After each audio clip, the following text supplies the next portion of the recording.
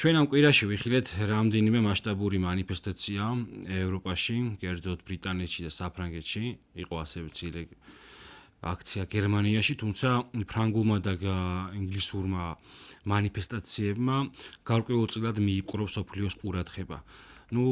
ფრანგულ აქციას თავისი პოლიტიკური კონტექსტი ჰქონდა, თუმცა გამორჩეული იყო ლონდონში დაახლოებით 200,000 ადამიანი გამოსული ინგლისისა და ბრიტანეთის დროშებით და საკმაოდ ცნობილი კადრი გავრცელდა, როდესაც ადამიანი ჯვრითითა და ინგლისის დროშით ესე იგი ამხნევებს მანიფესტანტებს და ეს იყო საკმაოდ ემოციური კადრი.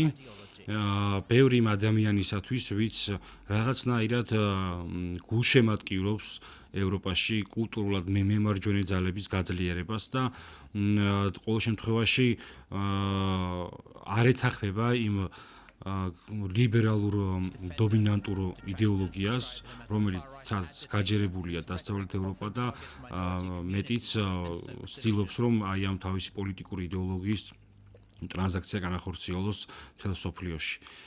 რა თქმა უნდა, ეს კადრი ამაღელვებელი იყო, მაგრამ რაღაც მომენტში ეს ხო პრორუსობაა, ანუ ჩვენ ხო ასე აღვიქოთ იმას, რომ ეს მემარჯვენე პოლიტიკური იდეოლოგია, რომელიც დაფუძნებულია და ესე იგი გაჯერებულია გარკვეულწილად პატრიოტიზმით, ეს ხო პრორუსობად ითვლება.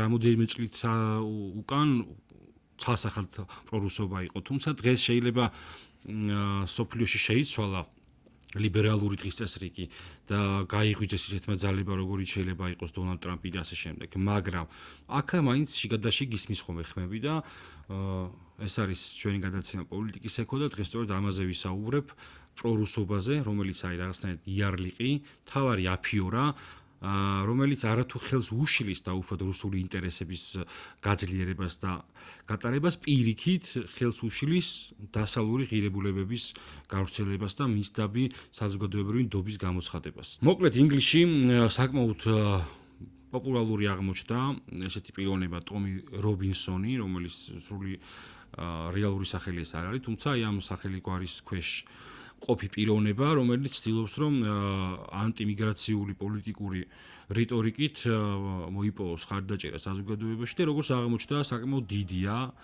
ინგლისში იმ ადამიანების რაოდენობა, რომელიც დაიღალა ხელოვნურად შექმნილი რაღაცა მიგრაციული ტოლერანტული პოლიტიკით და ცდილობს, რომ ინგლისს თავისი თვითყოფადობა დაუბრუნოს, იმიტომ რომ ეს თანამედროვე კულტურული დომინაცია, ლიბერალური დომინაცია საერთოდ არ არის ის თვითყოფადი კულტურა, რომელიც ახასიათებს ევროპელებს და მათ შორის ინგლისელებს და ეს ამ კადრება მოიარა მთელი მსოფლიო, საკმაოდ ბევრი ადამიანმა გამოხატა პოზიტიური შეფასება, იქიდან გამომდინარე, რომ მიგრაციული პოლიტიკა არა მხოლოდ დიდი ბრიტანეთს აწუხებს, არამედ სხვა სოფლიოს სხვა წერტილში მყოფ ადამიანებსაც. აქ მხოლოდ მიგრაციულ პოლიტიკაზე არ არის საუბარი, აქ არის საუბარი ლიბერალურ დღის წესრიგზე, რომელიც თავს ახევს ადამიანებს და აქ ყოველთვის როცა მე საუბრობ ხოლმე ლიბერალურ დღის წესრიგზე, თანამედროვეობის კონტექსტში არ ვსაუბრობ კლასიკურ ლიბერალიზმზე, საუბრობ იმ ნეოლიბერალურ ფსევდოღირებულებაზე, რომელიც შექმნილია იმისათვის, რომ რეალობაში ერების თვითყოფადობა დათორგუნოს და რაღაც ახალი ერთი იდეოლოგიის ქვეშ გაერთიანოს, რომელიც დღეს უკვე 21 საუკუნეში და დღევანდელობაში განიცდის რეცესიას, მარცხ ხდება, იმიტომ რომ ყოველდღე უფრო ძლიერდება ესეთი ტომი რობინსონის და ჩარლი კირკისნაირი მსგავსი ადამიანები, სულ უფრო მეტ პოპულარობით სარგებლობენ. მე არ ვსაუბრობ იმაზე, რომ ეს ადამიანები არიან რაღაცა უნაკლოები და ამ ადამიანების ხელშია ევროპული მომავალი, უბრალოდ ის, რომ დღეს ჩვენ თანამედროვე საზოგადოების წევრებს აგვიგრძალეს აზროვნება, აგვიგრძალეს კითხვის დასმა, რომ განსხვავებული აზრი არა და თვითონ ლიბერალიზმი ხო ამას მაშვება, ხო, ამას უსმავს ხას, რომ აუცილებელია ინდივიდუალიზმის გაძლიერება, კრიტიკული აზროვნება, ხო, თითქოს ამით манипуლირებს, მაგრამ როგორც კი კითხვას ვსვამთ, რომ მე მგონია, მეგობრებო, რომ თქვენს მიერ შემოთავაზებული პარადიგმა მატრიცაა და რეალობას არ ასახავს, ინტყება ჩვენი დევნა, ბულინგი და პრორუსობის იარლიყი, რომელიც არა მხოლოდ დაუშვათ აი ამ ადამიანებს და ესეთ მანიფესტაციებს აკრავენ ხოლმე, არამედ ჩვენ გვახსოვს როგორ ეძახდნენ პრორუს დონალდ ტრამპს, გვახსოვს როგორ ეძახიან პრორუს ლე პენს და ასე შემდეგ. ფრანგული წინააღმდეგობრივი მოძრაობის ლიდერს და კარგად დავინახეთ ის, რომ მაკრონის რეიტინგი საფრანგეთში მინიმუმზეა დაცემული და მთელი პარიზის ქუჩებში გამოსულია მოსახლეობა და არის შეტაკებები ადგილობრივ საპოლიციო ძალებთან და ითხოვენ ისინი ცვლილებებს და იქ გარდა ამისა სხვა პოლიტიკური კონტექსტი არსებობს მემარცხენე დღის წესრიგი სოციალური პოლიტიკის მოთხოვნა და გარდა ამისა, ბევრი სხვა ნიუანსი, მათ შორის ანტილიბერალური სულისკვეთებით გაჯერებული პოლიტიკური რიტორიკა. ასევე ჩვენ ვნახეთ გერმანიაში გამოქვეყნდა ახალი ანგარიში, სადაც მეემარჯვენე პოლიტიკური პარტიის რეიტინგი კვლავ დინამიკაში მზარდია და წარმოადგენს ყველაზე პოპულარულ პოლიტიკურ პარტიას, თუმცა სანამ ილონ მასკი თავის სიმპათიებს გამოამჟღავნებდა IDF-ის მიმართულებით, მაქამდე ეს პოლიტიკური პარტია მასიური ესე იგი ბულინგის ხერხემლი იყო და არა მხოლოდ გერმანიაში, არამედ სოფლიოში, მათ შორის ჩვენს ლიბერალებში დასახული იყო როგორც პრორუსული პუტინის პარტიას ეძახოდნენ, ხო? და მეგობრებო, ის რომ მთელ სოფლიოში უკვე გამოჩნდნენ ადამიანები და განსაკუთრებით დასავლეთში, რომლებიც უკმაყოფილოები არიან იმ იდეოლოგიური დღის წესრიგით, რაც გაბატონებულია ხო ჩვენში და იქაც მათ შორის, აღნიშნავს იმას, რომ ყველა ეს ადამიანი პრორუსია, პირიქით, ხო? ანუ მაშინ გამოდის, რომ ერთადერთი წამსი და ერთადერთი იდეოლოგია არსებობს, ერთადერთი სიმართლე, რასაც თქვენ საუბრობთ და იმის იქით არ შეიძლება სხვა სიმართლეს ჰქონდეს ადგილი და ეს არც დემოკრატიულია და არც მათ შორის ლიბერალური საუბარი მაქვს იმ კლასიკურ ლიბერალიზმზე, რომლის ფუნდამენტზეც დაშენდა ხოლმე დაშენდა თანამედროვე იდეოლოგია. მოკლედ პრორუსობა გახდა ეს იარლიყი, გახდა რაღაცნაირი თან ახლა იმდენად ხშირად იყენებენ უკვე რომ გაუფასურდა კიდევაც, მაგრამ გახდა საყოველთაო ბრძოლის ინსტრუმენტი, ესე რომ ვთქვათ და ყოველი სხვა შეხედულება, რომელიც არიზიარებს ამ დომინანტურას, ინათლება პრორუსულად. და რატომ მინდა ვისაუბრო იმაზე, რომ პრორუსულობის იარლიყი არის ერთგვარი რაღაცნაირი ტროასხენი და აფიორა. ტროასხენი იქნება გამომდინარე, რომ რეალობაში ზარ ეხმარება დასავლური ღირებულებების მხარდაჭერა ჩვენს საზოგადოებაში და დააკვირდით თუ რას ეძახიან ხოლმე ხშირად პრორუსობას ეს ადამიანები. ნუ საერთაშორისო პოლიტიკის ანალიზზე გადავალ ამ მიმართულებით, ან იქ რას ეძახიან. მოდი ან შიდა კულტურულ დონეზე გავარჩიოთ რა. ესე იგი ადამიანი, რომელიც დადის ეკლესიაში, პირობითად რო ვთქვათ, და ეხლა ვიღაცები შემოواردებიან ისევ რომ აი ის მამაო იქ რო ცუც აშავებს, როგორ შეიძლება ამის მერე დობა კონდეს, გასაგებია ყველა ვიღაცა სადღაც ცუც აშავებს და არავინ არ არის უცოდველი, მაგრამ აქ ადამიანი რო ეკლესიაში დადის და რაღაცნაირად მორწმუნეა და თავის რელიგიას და თავის რელიგიურ ზნობებს უფრთხილდება, იმას ანიშნავს რომ მოსწონს ვიღაცა უღირსი ადამიანის საქციელი და იმათი არსებობა კიდე ანიშნავს, რომ ამათი რწმენების შეუწყობა უნდა მოვახდინოთ. ხო, მოკლედ ეს ამას რო გავუსვათ ხაზი. მოკლედ, ესე იგი ადამიანი, რომელიც წყალებში ესე ვთქვათ, ახლოს არის რწმენასთან და ეკლესიურად ცხოვრობს, ყოველ შემთხვევაში სიმპათიებს გამოხატავს. მეორე, ადამიანი, რომელიც დაუშვათ ტრადიციებთან ახლოს არის და ქართველია ხო, ქართული სახელი გვარი აქვს ამ ადამიანს, უფრთხილდება თავის ტრადიციებს, უყვარს რაღაცნაირად ქართული ფენომენი, ქართული სიმღერა, ხო, ქართული ცეკვა, სამზარეულო და ასე შემდეგ. თუმცა მარტო ეს არ არის ქართული კულტურა, არამედ ქართული გენეტიკური პარადიგმა უყვარს, ის გენეტიკური პარადიგმა, რომელიც გულისხმობს იმას, რომ ტრადიციების სიყვარული, წინაპრების გათვალისწინება და ასე შემდეგ. ანუ ტრადიციული ქართველი ახალგაზრდაა. ესენი ყველანი მონათრულები არიან ეგრეთ წოდებულ გრუზინებად ხომ. ანუ ესე რო უწოდებენ და თქვენ ეთერებში არ გახსოვთ გამოდიან და აი სუფრაზე რო დაждდებით და ჭიქას რომ აიღებ და სამშობლოს ალღეძოლოს რო იტყვით და მე ამას რო აკეთებ და ყველანაირ რა თქმა უნდა არიან ეგეთი ადამიანები, რომლებიც მათ შორის ეკლესიიდან პატრიოტობით ფარისევლობენ, მაგრამ არიან ადამიანები, რომლებიც ამღირებულებას მართლა იცავენ და თუ მათთან რაღაცა მიუღებელი პოლიტიკური შეხედულება გააქვს, რაღაცასთან მიმართებით საერთაშორისო პოლიტიკა იქნება თუ შიდა პოლიტიკური წყობა, ხო? ეს იმას ანიშნავს, რომ ის იმ ადამიანებს ქვეყანა არ უყვარს. პირიქით, ხო, რაღაცნაირად ცდილობენ, რომ ყველა, ესე იგი, საზოგადოებაში და სოციუმში ამას გაუსვან ხაზი და ეგრე აყენებენ თავიანთ თავს, რომ აი არიან ქვეყნის პატრიოტები, უყვართ ტრადიცია, უყვართ საკუთარი, ესე იგი, ეკლესია და ასე შემდეგ. არიან ესეთი ადამიანები და ამას მაქსიმალურად ცდილობთ, რომ ჩავწიოთ ეს ადამიანები და პატრიოტად შექმნათ ისეთი ახალი ტიპის სოციუმი, აი ჯენზის რო ეძახიან, იმიტომ რომ ისინიო ცდილობენ ქვეყნის განთავისუფლებას და თანამედ ჩაკეტილები არ არიან. თუ ადამიანი ტრადიციული ღირებულებებით ცხოვრობს, ის ჩაკეტილია, მაგას ნიშნავს. მეგობრებო, თავისუფლება თავისი არსით, გინდა რელიგიურ ფილოსოფიაში წავიდეთ და გინდა პოლიტიკურ იდეოლოგიაში, უპირველესად გულისხმობს იმას კი არა, რა ჩვენ გვინდა ვაკეთოთ, არა, ეს გულისხმობს უპირველესად პასუხისგებლობას, რომ შენ თავისუფალი ხარ, ანუ შენ საქციელზე პასუხისგებელი ხარ შენ თვითონ და არა სხვა. როცა სხვა არის პასუხისგებელი, შენ პიროვნების ინდივიდის თავისუფლება იქ არ არის. მაშინ ხარ მონახო, პირიქით. როცა შენ ქმედებაზე პასუხისგებლობა შენ თვითონ იღებ, მაშინ ხარ შენ თავისუფალი და არ შეიძლება ეს თავისუფლება შეუზღუდოთ ადამიანებს, რომელთა მართლა არჩევანია და რაღაცა სოციუმის არჩევანი. ის რომ დაუშვათ ეს ტრადიციის მოყვარული ადამიანებზე მიდის მასიური ბულინგი, იმავე ალგორითმში თქვათ, რომ ალბათ სწორი იქნება ის, რომ თქვათ, რომ აი ეს ადამიანები, რომლებიც აძაგებენ ქართულ იმას რა ქვია ღირებულებებს, არიან საქართველოს წრები, თუმცა არც ერთი აზრია სწორი და არც მეორე. ეს ჯენზიც, რომელსაც ჯენზიც არის მოხსენიებული და ხარდაჭერა მიდის და მაქსიმალურად უწყობენ ხელს რომ მიდი აქტიურე, ეს ჯენზიც და ეს ახალგაზრდას ორივე, რომელიც ტრადიციული ღირებულების ხორს, ორივე არის საქართველოს მომავალი.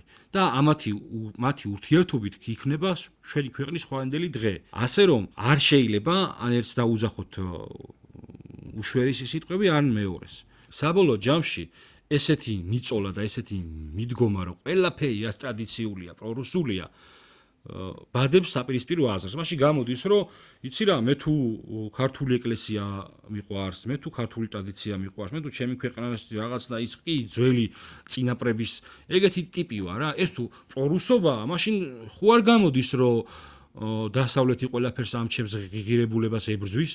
ანუ ხო ხვდებით თქვენს მიერ პირიქით ეს პროპაგანდისტულად რო თქვა გაშავებული ტრადიციული ქართული ღირებულებები უკუ შედეგს იძლევა. არ შეიძლება მსგავსად მოქმედება. ქართულმა ეკლესიამ შექმნა და მათ შორის ტრადიციამ ის ქართველი, რამაც გაუძლო საუკუნეების მანძილზე, ანუ მოდიოდა დასაბამიდან დღემდე.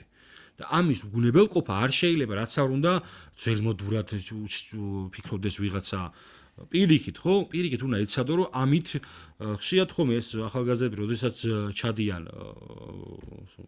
ევროპაში მაგალითად გასვლით პროგრამებში მონაწილეობენ, როდესაც აკეთებენ პრეზენტაციას საქართველოზე, იქ სიამაყით მაინც ისახსენდებათ ის ტრადიციული ელემენტები, ხო? ვაზი, ჭური და იქ თქვენი ისტორია და ეკლესიების არქიტექტურა და ასე შემდეგ. ანუ თქვენ თვითონაც აღიარებთ და თქვენ კი არა ყველა აღიარებთ იმას, რომ ქართველის გენეტიკურ კოდში თანამედროვე თუ ძველი მნიშვნელობა არა, ქართველი არის შექმნილი იმ ტრადიციული და იმ კულტურული ისტორიული ელემენტებისგან, რასაც ქვია ხო ჩვენი ეკლესია, ჩვენი ტრადიცია და ასე შემდეგ. ამის გარეშე შენ ერად ვერ ჩამოყალიბდებოდი და მადლობა ღმერთს რომ ჩამოყალიბდით და ვარსებობთ და ყოველ საუკუნეში ვცდილობთ რომ ამ რთულ გეოპოლიტიკურ ვითარებას გავუძლოთ.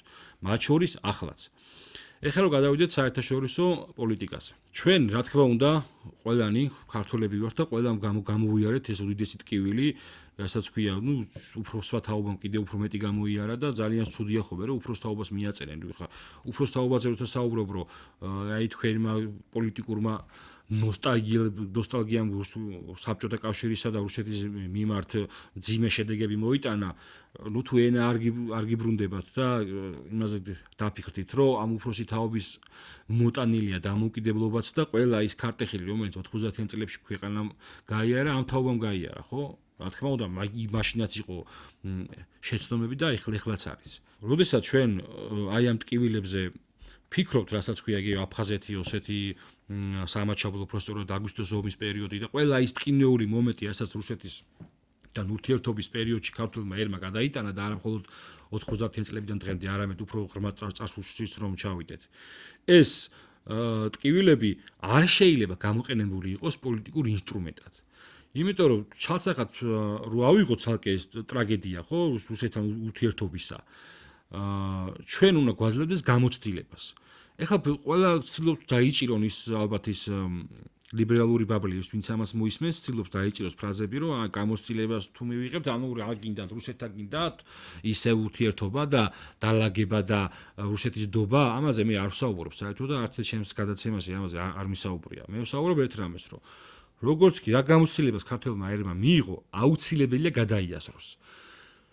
რატომღაც ჩვენთან არამხოლოდ საზოგადოებაში, არამედ სამეცნიერო წრეებში ესე მიდის სწავლება და ინდოქტრინიზაცია, რომ რუსეთი იმიტომ შემოიჭრა დაუშვათ აგვისტოს ომის პერიოდში საქართველოში, რომ ბოროტია. იმიტომ შეიჭრა უკრაინაში, რომ ის უბრალოდ ბოროტია. როგორ შეიძლება პოლიტიკაზე ვიმჯელოთ დასრულმა ადამიანება, ეს ხო არ არის რაღაცა საბავშვო წიგნი ისტორიისა, როცა იქ თუქს სელჩუკები ცალსახად ბოროტები არიან და ქართველი მეფეები, რა თქმა უნდა, კეთილები, ეს ანუ ზღაპარს ხო არ უყვებით ჩვენ, არა? და როცა ვსაუბრობთ, რომ რუსეთსაც თავისი ინტერესები გააჩნია და თუ შენ გინდა, რომ ამ დიდ იმპერიასთან თანაარსებობაში იყო, იმიტომ რომ ჯერ საუკუნეებია ხო ამ იმპერიამ თავის იმპერიალური მიწრაფებებით გაძლო კი არა, მუდმივად ძლიერდება. და აქ თავისი პერიოდი ხო ზოგჯერ ძლიერდება, ზოგჯერ დამცრობას განიცდის, მაგრამ დინამიკა ისეთი არის, რომ ყოველთვის ყოველ საუკუნეში თავის სიტყვას ამბობს. იმიტომ რომ სოფლიო იმპერია მოცემულობაა ეს და რეალობას არ უნდა გადაუხვიოთ, ხო? თუ შენ გინდა რომ რუსეთთან აი ამ დიდ გეოპოლიტიკურ თამაშის მსვლელობისას გადარჩე და გაძლიერდე, უნდა გესმოდეს რა თამაშს თამაშობს რუსი. როცა ხალხი საუბრობს, რომ იცი რა, მისი ინტერესი უკრაინაში რო შეიჭრა იყო ეს, საქართველოში რო შეიჭრა იყო ეს ინათლება პირნათლად პრორუსობად, იმიტომ რომ იცი რა, დასავლურ პარადიგმას გადაუხვიეთ. იმიტომ რომ დასავლურ პარადიგმაში რუსი უბრალოდ ბოროტია და დამთავრდა. თან ეს თქვენს მიერ გასაღებული დასავლური პარადიგმაა, თორე დასავლეთში ძალიან ბევრი მეცნიერი, ძალიან პატივსაცემული ადამიანი ამას ხსნის და გესაუბრება, რომ იცი რა, ამას გააჩნია თავის გეოპოლიტიკური ესე იგი ალგორითმი რუსეთს, გააჩნია თავისი ინტერესი, რომელიც გულისხმობს იმას, რომ მოკლედ რომ განმარტოთ, რომ ნატოსთან და დასავლეთთან კონკურენციაში რუსეთი ცდილობს შექმნას, აი ყველაზე იმიტომ რომ არ მინდა ეს გადაცემა ამას დაეთმო, სხვა ჩვენი გადაცემები ნახეთ და იქ უფრო ფართოდ და უფრო აკადემიურ ენაზე არის გაშლილი რუსული გეოპოლიტიკური ინტერესები. ეხლა ძალიან საყვალპურო ენით რომ მოვყვეთ, არის მარტივი. რუსეთი ცდილობს შექმნას ბუფერული ზონები, სადაც თავის უსაფრთხოებას უზრუნველყოფს. ხო, ხვდებით რომ დაპირისპირებული ორი ბანაკია. და ესეთი ბუფერული ზონა არის რამოდენიმე, მათ შორის არის კავკასია, არის უკრაინა. უკრაინაში ომია, პროქსი ომია, ხო? პროქსი ომი ნიშნავს იმას, რომ დასავლეთი მისი მხარდამჭერით ეომება იმას რა ქვია, რუსეთს. ეს ომი ჩვენ გამოვიარეთ დიდი მსხვერპლის ფასად. გარდა ამისა, ის რომ პატარა სახელმწიფო ვარ და პატარა რესურსები გვაქვს, უფრო მალეც დამთავრდა და 5 დღეში თქვენ გახსოვთ აი ხალხის რეაქციები, რომლებიც დღეს პროტესტს არიან თავს მომსხრები და სწორედ იმათი ჩაწვეთებული ეს პრორუსობის იარლიყი, ის ხალხი როგორ საუბრობდა, რომ ჩვენო აგვისტოს ომის მერეო გავიმარჯვეთ იმითომ, რომ სოფლიოს დავანახეთო რუსი როგორი ესეთი არისო, ბოროტი არისო რა. და ნუ რა დაანახეს აგვისტოს ომის მერე იარაღის ემბარგო, იარაღის შესყიდვა აღარ შეეძლო საქართველოს. ჩვენ დაგვაქვს იარაღის ემბარგო, წარმოიდგინეთ. რუსეთთან დაიწყო გადატვირთვის პოლიტიკა, თუ გახსოვთ ღილაკს დააჭირეს თითი, მოიხსნეს სანქციები და გააგრძელეს ტკბილი ცხოვრება და პოლიტიკური და ეკონომიკური ვაჭრობა ერთმანეთთან. ამას გვასაღებდნენ, რომ აგვისტოს ომითო ჩვენ დავანახეთო, ჯერ ვის დაანახე.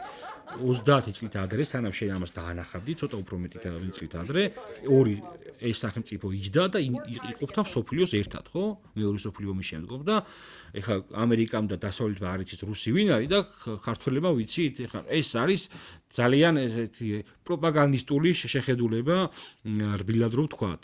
ხო და ეს ხალხი ცდილობენ რომ გითხრან რომ აი პრორუსი, აი მოდი ეს ამას ვაძაგოთ და პოლარიზაციას უწყობენ ხელს რა. კიდე სხვა ადამიანები არიან ჩართული რა თქმა უნდა ამ პოლარიზაციის პოლიტიკაში, თუმცა ამათ განსაკუთრებული მნიშვნელობა ენიჭებათ. თქვენ ნახეთ რომ ეს ადამიანები აი თუ გადახედავთ ჩვენს პოლიტიკურ ნიუსებს, გახსოვთ რომ იყო რუსთავიორის აქციები, ხო? აი რამოდენიმე მოვლენაზე გავამახვილებ ყურადღებას რა, იყო რუსთავიორის აქციები, რუსთავიორი ჩემია, ებრძვიან თავისუფალ ტელევიზიას. რუსები, ესენი ხელისუფლებაზე იყო საუბარი და გავიდა რა ამ ნიუსით ცხოვრობდა საქართველოს ყოველდღიურად, აი ამ რაღაცა შეჯახებაზე, იქ რუსთავიორს არ დავთმობთ, გავმაგრდებით და მთელი ამბები, ეს ისტერიკა თუ არ გახსოვთ, გადაახვიეთ, ჩართეთ ამის მე დასერჩეთ და ნახავთ. ბევრს ალბათ ახსოვს და გაახსენდება. გავიდა რამოდენიმე თვე, მოვიდა სტაზბურგის გადაწყვეტილება, აღმოჩნდა რომ ეგრე არ არის, თავისუფალ მედიას კი არ ებრძვიან. რუსთავიორი კანონია ფლობელს უნდა დაუბრუნდესო. ეს ამბავი მე ჩაწიეს ნენელა დაბლა, უკვე აღარ იყო აქტუალური, იმიტომ რომ იმ სასამართლო გადაწყვიტა დასავლეთიდან ამათი ტყუილმართალი. მერე იყო ანაკლის ამბავი, ხომ გახსოვთ ანაკლის ამბავი, რომ ამერიკელები არ შემოუშვეს, აქ ჩინელებს ემაშვებიან, უშვებენ და მთელი პოლიტიკური კამპანია ააგო. ერთმა პოლიტიკურმა სუბიექტმა ალბათ გაიხსენებთ. არ მიდიხარ სწორი გზით კი არა, პირდაპირ პუტინისკენ მიდიხარო. იყო პუტინის ხელი ანაკლიასთან კავშირში. მამუკა პირდაპირ თქვენ ამბობდით ამას, რომ ეს არ არის მხოლოდ მამუკა ხაზარაძის არჩევანი, ან ერთი პორტის არჩევანი, ეს არისო სტრატეგიული თემა, ამას მიანიშნებდით თავიდან. ეს იქცა მესიჯად იმისა, რომ პრორუსულია ხელისუფლება, პრორუსულია ხელისუფლების ყველა მომხრე. აღმოჩნდა ის, რომ ანაკლის ყველა არბიტრაჟი და დავა საბოლოო ჯამში ამ პოლიტიკურმა სუბიექტის თავში ყოფა პიროვნებამ წააგო. აღმოჩნდა, რომ ანაკლის მესიჯიც პროპაგანდისტული იყო. მერე თქვენ ბოლო პერიოდში გახსოვთ, ყველაფერი რო არ გავიხსენო, ბოლო პერიოდში გახსოვთ ჯო ვილსონის ამბავი. ვილსონი აღმოჩნდა ტიპი, რომელსაც უნდა გადაერჩინა საქართველოს რუსული პოლიტიკური გავლენისაგან და ვილსონი იყო ვილსონმა ეს თქვა, ვილსონმა კალამია იყო, ნიუსები ისეთ ყველა მის ფრაზაზე ახალი ნიუსები გამოდიოდა. მე ხა იმაზე არ საუბრობ, ეს ლობისტი იყო, ფულგა იყო, ეს ჩვეულებრივი პოლიტიკური ცხოვრების ნაწილი ამერიკაში. ლობისტები არსებობენ და ესენი არიან სენატორები და ეს პოლიტიკოსები, რომლებიც ცდილობენ, რომ ამ ლობიზმის ლეგალური საქმიანობაა, მოკლედ ლობიზმის სანაცვლოდ იქ რაღაცა ხალხჭერა გამოუცხადონ. ნახეთ, რომ ჯო ვილსონმა გამოსცა მეგობარი აქტი და მეგობარი აქტი რომ გამოიცა, ჩამოინგრა საქართველოს ხელისუფლება და არა მარტო ეს, ახლა ეს ნაკლები მნიშვნელოვანია ამ გადაცემაში, არამედ რუსული ინტერესი დაინგრა. მოკლედ პუტინს შეეშალა გეგმები. საბოლოო ჯამში ამ ჯო ვილსონის მეგობარი აქტით ცხოვრობთ 1-3 თვე ამ ისტერიკით და ერთ წინა კვირას დაახლოებით საბოლოო ჯამში დაისო წერტილი, რომ მეგობარი აქტი ჩავარდა, დამთავრდა. და ოპოზიციის მძიმე მარცხი ვაშინგტონში ეგრეთ წოდებული მეგობარი აქტი ჩავარდა ჯო ვილსონის, მისი მოკავშირეების და ქართველი რადიკალების მოლოდინი, რომ საქართველოს რეპუტაციას შეულახავდნენ და მტრულ აქტს ზემოქმედების ინსტრუმენტად გამოიყენებდნენ, არ გამართლა და დიდი მცდელობის მიუხედავად სენატში საჭირო მხარდამჭერების მოპოვება ვერ მოახერხეს. მთავრობის მეთაურმა დღეს კიდევ ერთხელ მკაფიოდ თქვა, რომ საქართველოს მზად არის სუფთა ფურცლიდან კონკრეტული გზამკვლევებით გადატვირთოს ურთიერთობები. ჯო ვილსონს 3000-ზე მეტი ინიციატივა აქვს შეშეტანილი კონგრესში და აქედან ერთი იქცა 90-იან წლებში კანონად. ეს არის ჩვეულებრივი ტიპი, რომელიც ამაზე მუშაობს. ამაზე აგებულმა პოლიტიკურმა კამპანიამ საბოლოო ჯამში კრახი განიცადა, მაგრამ მიზანი ეს კი არ იყო, რომ მე ამას ადამიანები გაარჩევენ და მიხვდებიან, რომ ყველაფერი ამის უკან ტყუილი და მიზანი იყო ის, რომ ემოცია დაეტოვებინათ. მაგალითად, ეგ ემოცია იმისა, რომ აი პრორუს ხელისუფლებას ვებრძვით იყო რუსთავიორშიც ეგიდო, რუსთავიორის აქციებზე ანაკლიაშიც ეგიდო და ეგიდო ჯო ვილსონის უკანაც. რომ ეს თავარი იყო ეს მთელი ამ პროპაგანდის მიზანი რა არის, რომ ეს ემოცია ადამიანების გონებაში დატოვოს. ეხლა პრორუსულია ხელისუფლება თუ არ არის პრორუსული ამაზე თქვენ თვითონ იმჯელეთ. მე უბრალოდ საუბრობ იმას, რომ აი როგორ იყენებენ ამას ინსტრუმენტად რა. პრორუსულობის მთელი მომენტი ამ საერთაშორისო პოლიტიკაში რაზე იდგა, რომ ეს იდგა უკრაინის ომზე, იმიტომ რომ გაძლიერდა განსაკუთრებით უკრაინის ომის მერე. და როცა ხალხი საუბრობდა იმას, რომ ვიცი რა არ მომწონს ის, რომ რაღაცნაირად უკრაინის პრეზიდენტი მთხოვს მე აქ 4 ცალ რაღაცა სარაკეტო სისტემა, სულ 4 ცალი მაქვს. ჩემი საჰაერო სივრცეში ვიღაცა რომ შემოიჭრას, კი შეიძლება ომი ვერ მოვიგო, მაგრამ 4 ცალი ხომ მაინც მაქვს, რაღაცას ხომ მაინც გავაკეთებ. და მე რომ მთხოვს რა და არ ვენდობი ამ ტიპს. ამას თუ ვიღაცა ამბობდა, ეს პრორუსი იყო.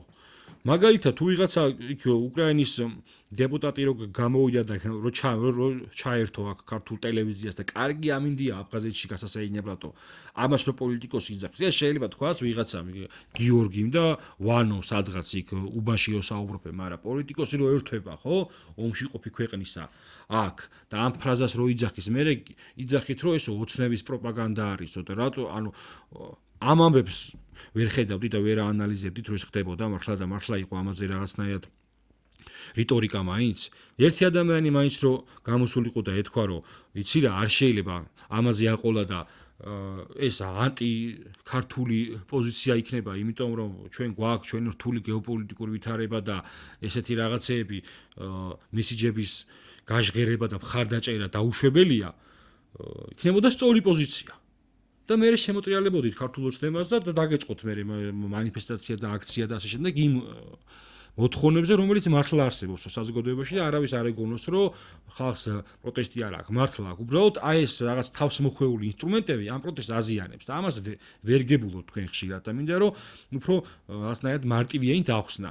კიდევ იმაზე ომის პროპაგანდაზე იყო არის ხოლმე საუბარი. აბა ომი გინდათ ეს რომ მოახვიაო ქართულ ოცნებასო და რატო ის არ გახსოვთ რა ქვია ეთერებში რო იჯდნენ ჩვენი ადგილობრივი პოლიტიკოსები და დიახ ომი მინდა ეს ამაყად რო საუბრობდა და დოკუმენტი არ არსებობს. აი ომი გინდათ? აი პირველი კითხვა ეს. ომი მინდა არა. მე არ მინდა რომ ჩაჯმული კიდე უფრო მეტად ჩაჯმული ქვეყანა იყოს და ბოლომდე რომ გააფართხალოს რუსეთმა. აი ეგ არ მინდა.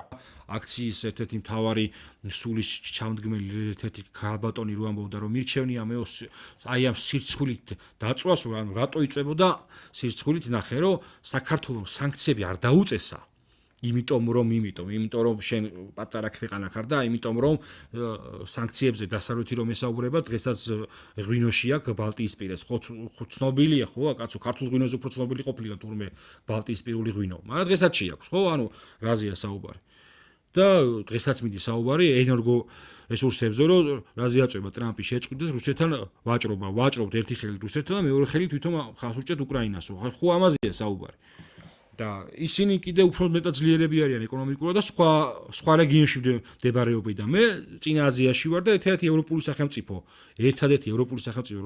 რომელიც მისაზღვრება არ თუ არა ევროპა ეგეც კიდე ცალკე საკითხავია მაგრამ ნუ მაინც ევროპულ პოლიტიკასთან იყო მუდმივად გადაჯაჭვული არის რუსეთი მეტი სხვა არ მისაზღვრება და მე მთხოვდნენ ამ სანქციების დაწესებას და ამის სირცხვილით იყო დაიწვა ის ქალბატონი და ამბობდა რომ ასე კი ამ სირცხვილით წვასო მირჩევნია ბომბები ცვიოდეს შეიძლება რაღაც ბომბებისგან მიღებული რაღაცა ცეცხლი უფრო სჯობდეს იმ სირცხვილს და იმ წვას ხო რაც თუნდაც ამ სიტყვების მოსმენის შემდეგ ალბათ ძალიან ბევრმა ქართველმა ვიგრძენით ეს რო თქვა ამ კალმა ნუ თუ არავის არ გაუჩნდა პროტესტი და არ უთხრა ამ ქალბატონს რომ იცი რა მე მგონი დროა რომ შენ ჩაიწიო რა იმიტომ რომ არასწორ რაღაცებს საუბრობ ჩვენი სახელით და თან თქვენი სახელით გამოდიოდა სწორედ იმიტომ რომ მე ეს ხალხი დადიოდა ტელევიზიებში ეს ხალხი ეწერებოდა ეს ხალხი იდგა ხოლმე მიკროფონებთან და ასე შემდეგ ანუ ეს ომის პროპაგანდა თავს რო ვიტყუებთ ჩვენ ყველანი რომ იცი რა ხელისუფლებამ შემოგდო არ შემოგდია ხელისუფლებას შეიძლება გამოიყენა კი შეიძლება გამოიყენა, მაგრამ ხელისუფლებას არ შემოუგდი. ამას უკან იდგა და ამის საბაბი მიცა იმ ხალხმა, ვინც ჩაგაწვეთა თავში, რომ ყველაფერი, რომელიც ეწინააღმდეგება ამათ რაღაცა ლიბერალურ დღესწესრიგს, არის პრორუსობა. პრორუსული ადამიანი, მაგალითად რა, როგორც თქვენ საუბრობთ, გამოიყვანეთ ისეთი ადამიანი თქვენ თვითონ, წეგან თავში ასაუბრობდი, იმას დაუბრუნდი, რომელიც იაზრებს იმას, რომ სოფლიო იცვლება. და რთულ გეოპოლიტიკურ ვითარებაში საქართველოს იმიტომ რომ მრავალი სხვა პოლუსი გამოჩნდა მარტო დასავლეთი აღარ არის დღეს საერთაშორისო პოლიტიკის შემოქმედი რუსეთმა დაიწყო ამ პოლიტიკის რევიზია ანუ დღესწესრიგის ცვლილება გამოჩნდა ჩინეთი გამოჩნდა ინდოეთი ვის ამას იაზრებს და ხვდება რომ შეიძლება დიდი პოლიტიკური ჯახის ეპიცენტრში მოყვეს კავკასია თავისი ბუფერული და სატრანზიტო ფუნქციიდან გამომდინარე ვინც იაზრებს იმას რომ მასიური ლიბერალური წნეხის მიღმა ერთადერთი რაღაცა რომელიც აი ამ წნეს გაგაძლებინებს არის ის რომ ადამიანი დაუბრუნდეს თავის ფესვებს და გააძლიეროს თავის თავში ტრადიციული მენტალობა ყველაფერი ამას დაუძახეთ პრორუსი წარმოიდგინეთ ანუ ტიპი რომელიც რეალობაში იაზრებს ამ ყველა მოვლენას დაუძახეთ პრორუსი და ვინც თქვენ გეთანხმებათ ის აღმოჩნდა მხოლოდ პატრიოტი და ამით დანერგეთ უმთავრესად აი თქვენი ამოცანისთვის ყველაზე ცუდი რაღაცა რომ მეტად გააძლიერეთ ანტიდასავლური შეხედულებები და როგორც ხედავთ დასავლეთში იცვლება მეგობრებო ვითარება და დასავლეთის აღარ არის ის დასავლეთი თქვენ რო წარმოგედგინათ და რომლის პროპაგანდასაც აქ ახდენით ჩვენს საზოგადოებაში ეხლა თავარი ითაც მინდა დავამთავრო ეს დღევანდელი გადაცემა. არ შეიძლება რომ მიუხედავად იმისა, რომ შეიძლება რაღაც სიტყვა მეც ემოციურად გამომივიდეს და გავბრაზდე ამ რაღაცაზე, ან თქვენც ასე შემდეგ, როგორც ხდება ხოლმე ხო სოციალურ მედიაში ჩვენ ერთმანეთს ოღონდ ერთმანეთზე რაღაცა ცუდი დაგვაწერინა და მეტი არაფერი არ გქონია. თითქოს დღის გეგმასავით არის, რომ დღეს აბა ვის შეუვარდეთ. ხო გახსოვთ საბერძნეთთან თამაში როცა იყო და როგორი ბედნიერი იყო მთელი ერი. იმ თამაშმა მართლა გვაჩვენა ჩვენ, რომ ყველანი ერთიანები ვიყავით და რატო? იმიტომ რომ ყველას გაუხარდა საქართველოს წარმატება. და თუ ის დავინახეთ მეგობრებო, რომ ჩვენ პოლიტიკურ შეხედულებაზე, ჩვენს რაღაცა ემოციურ დამოკიდებულებაზე მაღლა დგას საქართველოს და საქართველოს სიყვარული. და ეს დაგვანახა სპორტმა და ფეხბურთმა. რატო არ შეიძლება რომ ყოველდღიურად ისევ ეს თამაში ამ გავიხსენოთ და ქვეყნის სიყვარულით დავიწყოთ ერთმანეთთან საუბარი, რომ შენ გავიგე რომ მესმის რომ დაუშვათ ფიქრობ რომ რუსეთი აომში მარცხდება და აუცილებელია ვიაქტიუროთ საერთაშორისო პოლიტიკაზე და პირიქით დავაწვეთ და ასე შემდეგ. მე ვფიქრობ ესე. მე ვფიქრობ იმას, რომ სამყარო იცვლება და ხო არ ჯობია რომ მოდი დავტესტოთ ყველასთან რაღაცნაირად საქართველოზე მომგებიანი ინიციატივები შევაპაროთ. რო არ გეუბნები რომ მივარდეთ ეგრევე და პეკინში ჩავიდეთ და ან მოსკოვში ჩავიდეთ ან თეირანში, ამას არ ვსაუბრობ. არამედ ვიფიქროთ იმაზე, რომ როგორ შეიძლება ეს საერთაშორისო პოლიტიკის ცვლილება გამოვიყენოთ ჩვენთვის სასარგებლოდ და ან პირიქით საფრთხები დავინახოთ და ავირიდოთ, ხო? იმიტომ რომ თუ ჩემთვის და თუ შენთვისაც თავარი ქვეყანაა, მაშინ ქვეყნის მოფიქრალი ადამიანები ესე უნდა მოვიქცეთ.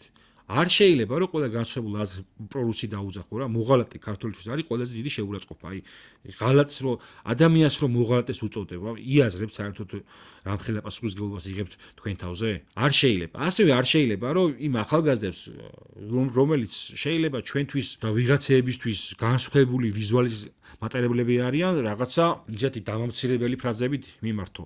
შენ გინდა თუ არ გინდა ეს ახალგაზრდაც და ეგრეთ წოდებული პრორუსი რომელსაც აი ეს ახალგაზრდები ეძახიან, ორივე არიან საქართველოს შვილები და ამ ადამიანებმა უნდა შექმნან ჩვენი ქვეყანა და აუცილებელია რომ მეტად ვისაუბროთ ამაზე, რომ იცი რა, მოდი ხელი ჩამოვართვათ რა და მერე ყველა ეს პოლიტიკური პარტიები, რომლებიც ცდილობენ რომ საზოგადოების ხარჯზე თავიანთი პოლიტიკური ძალაუფლება მოიპოვონ, თავს კი არ მოახვევენ და ინსტრუმენტად კი არ გამოიყენებენ ამ ადამიანებს. არამედ იგრძნობენ იმას, რომ საზოგადოების ძალა მართლა არსებობს რა და მოდი ჩვენ კი არ გამოაყენებინოთ თავი, არამედ ისინი გამოვიყენოთ. აი აქამდე ხო უნდა მივიდეს ჩვენი საზოგადოება და აი ეს ყველაფერი ეს იარლიყების მიწებება, რომ აი ეს ლიბერასტი ახალგაზრდა და ამ პირიქით ეს ვიღაცა პრორუსია ხელს უშლის ამ დიალოგს სწორედ რა და თუ ეს დიალოგი ვერ შედგება, ქვეყანა საბერძნეთთან გამარჯვების სიხარულს ვერ განაზოგადებს სხვა სფეროებზე და მათ შორის